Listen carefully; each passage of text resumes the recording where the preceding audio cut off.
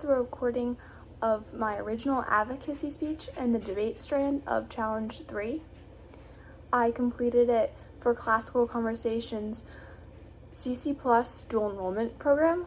I would have found it really helpful to have an example speech when I was completing the assignment, so I go ahead and decided to post my own speech online after completing it.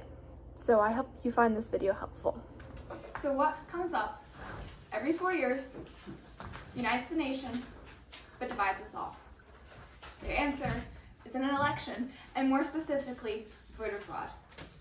Every 4 years, this issue rocks the nation time and time again. Some people argue that more restrictions need to be put in place in order to lessen the impact that voter fraud has on our elections, and others say that there are too many restrictions that depress voter turnout, and that people who should be able to vote now can't.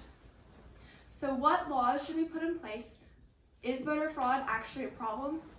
And how can we prevent it?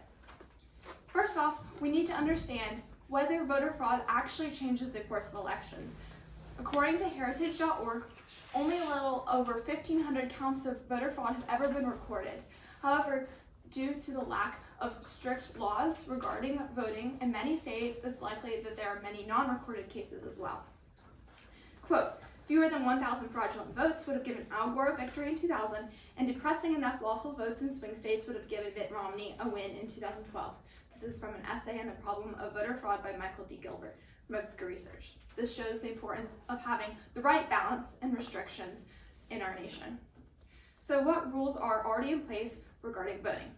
9 states have strict photo ID laws, and 14 states, including plus Washington, D.C., have no ID rules whatsoever. This is from the National Council of State Legislatures. According to the World Population Review, the other states vary in between, with some having strict or non-strict policies on photos, ID, or non-photo ID rules.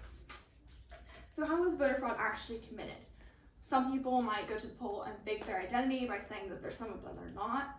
Some people might vote even though they're not eligible to, but their state doesn't check their name against a list of registered voters, so they could be an illegal immigrant, for example.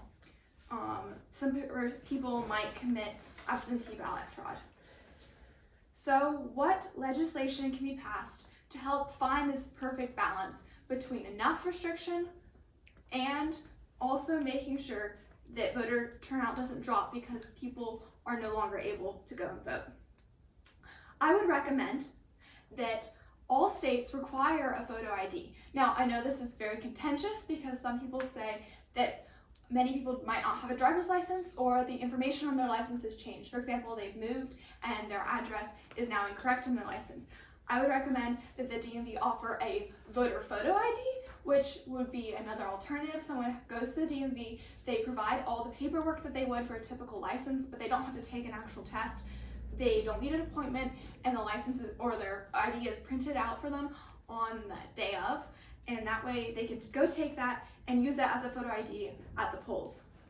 I would recommend that early voting take place up to a month prior, because no mail-in ballots should be allowed, with the exception of the elderly and the disabled who can't leave their homes, who need to complete their ballots through an online video call format. They still need to register for the first time in person, but they can update their registration online.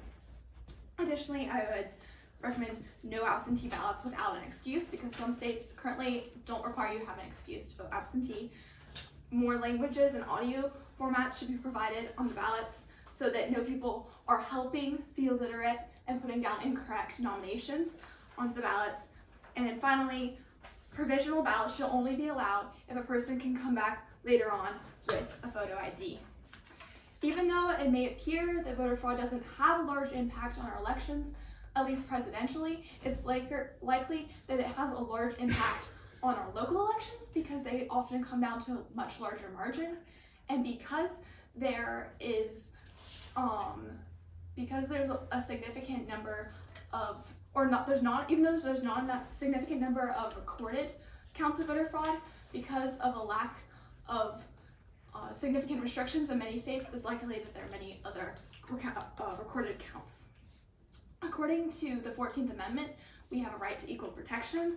According to the Supreme Court case, Baker versus Carr, our country is governed by the one person, one vote doctrine. And as citizens of the United States, one of our most important rights is the right to vote. And so it's important that our country take these steps that I have suggested in order to ensure that our votes aren't diluted with those of illegal immigrants or those of people who are going and voting multiple times. We need to make sure that our elections remain fair. Thank you.